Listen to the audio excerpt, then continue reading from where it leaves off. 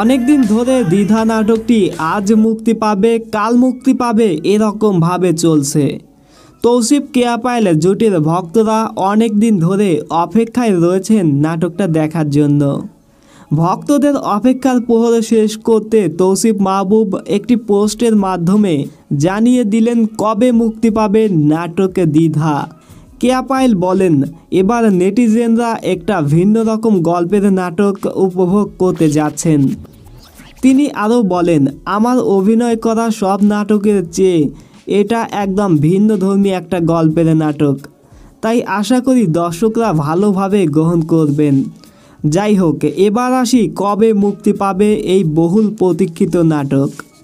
এ বিষয়ে তৌসিফ মাহবুব গতকাল ফেসবুকে একটি পোস্টে লিখেছেন, দ্বিধা রিলিজিং টুমোরো, অর্থাৎ আজ 13ই ডিসেম্বর মুক্তি পাবে দ্বিধা এবং নাটকটি দেখা যাবে সুলতান এন্টারটেইনমেন্ট ইউটিউব চ্যানেলে। আপনিও কি নাটকটা দেখার জন্য অপেক্ষায় ছিলেন? কমেন্টে জানাবেন।